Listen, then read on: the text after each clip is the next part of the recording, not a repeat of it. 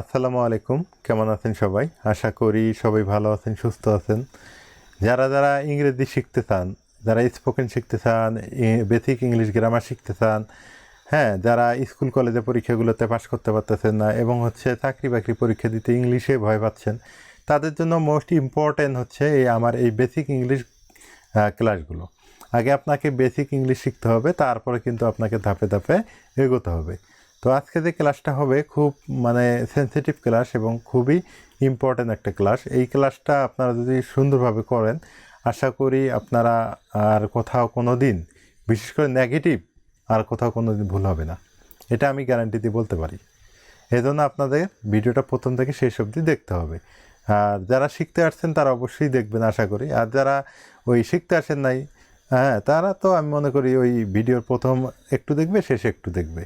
আমি মনে করবো যে তারা যদি না দেখেন তাতেই আমি খুশি হব। কারণ কি, যে কোনো দিন শিখতে গেলে ধৈর্য সহকারে প্রথম থেকে শেষ অবধি দেখতে হয়। না দেখলে কোনো কিছু শেখা হয় না। শেখার বিষয়টা এইরকম। আর এটা শিখলে আপনাদেরই লাভ, আমার তেমন একটা লাভ নেই। তো যাই হোক, আজকে আমি শিখবো আমি আজকে আপনাদের শেখাবো হচ্ছে কি, পাস্ট পারফেক্ট টেন্স। কী শেখাবো? Past perfect tense, perfect of negative. আচ্ছা, এর আগে যারা এখনও টেন্স শেখেন নাই, হ্যাঁ, যারা সেন্টেন্স শেখেন নাই, তাদের জন্য একটা কথা বলে রাখি আমি।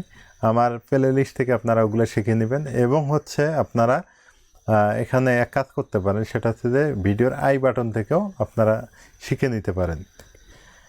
আজকে শিখবো হচ্ছে কি, পাস্ট পারফেক্ট অফ নেগেটিভ। তো পাস্ট পারফেক্ট অফ নেগেটিভ শিখতে গেলে প্রথমে আমাদের কী নিতে হবে? সাবজেক্ট নিতে হবে, তারপর একটা কি ভার্ব নিতে হবে হ্যাড, তারপর একটা কি নট, তারপরে যা আছে তাই, এর কোনো পরিবর্তন করা যাবে না।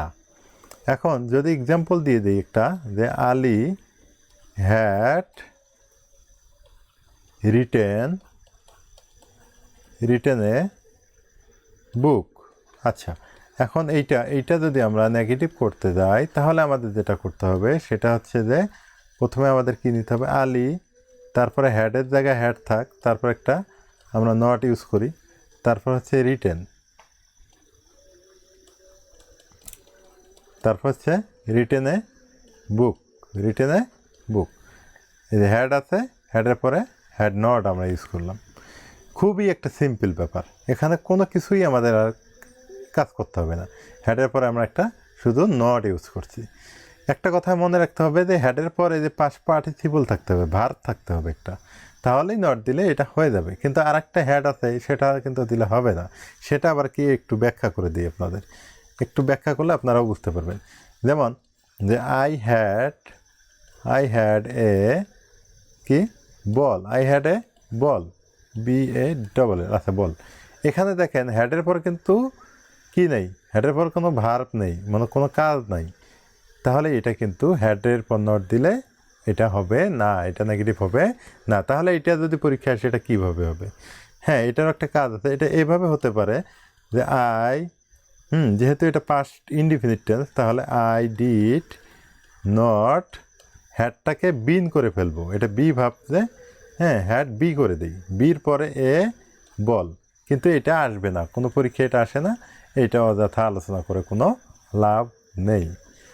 আশা করি আপনারা বুঝে গেছেন। এটা যাই হোক, কত পেছানো কথা বলার দরকার নেই। হ্যাডের পর যদি একটা কাজ থাকে, একটা ভার্ব থাকে, তাহলেই বুঝতে হবে এটা ভার্বটা পাস্ট পার্টিসিপল থাকলেই বুঝতে হবে এটা কি পাস্ট পারফেক্ট টেন্স। এর হ্যাডের পর একটা নট দেবো, অত কোনো কথা নেই, হেডের পর একটা নট দিয়ে দেবো, শেষ।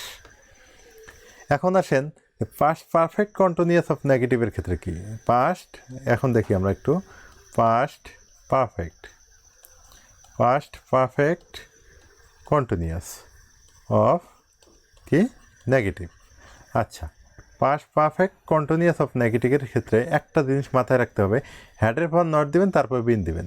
যেমন প্রথমে সাবজেক্ট থাকবে, প্লাস হ্যাড থাকবে, প্লাস কি থাকবে? নট থাকবে। কি থাকবে? নট প্লাস বিন থাকবে। ঠিক আছে? অনেকে আবার বিনের পর নট দেয়, এই কারণে এইটা আমি আপনাদের দেখাচ্ছি। এটা কিন্তু বিনের পর নট হবে না। যদি বলি সোমা, কি আছে? সোমা হ্যাড বিন, মনে করেন আরও অনেক কিছু আছে, ঠিক আছে, এটা নেগেটিভ করতে বলতেছে পরীক্ষায়। এখানে লেখা আছে যে কি নেগেটিভ করেন, কি করেন, নেগেটিভ করেন। তাহলে আমাদের এখানে যেটা করতে হবে, সোমা কি করতে হবে, সোমা হ্যাডের জায়গায় আমরা হ্যাড দেই, তারপর একটা নট দেই, তারপর একটা কি দেব, বিন, কি দেব, বিন, তারপর যা আছে তাই। ক্লিয়ার?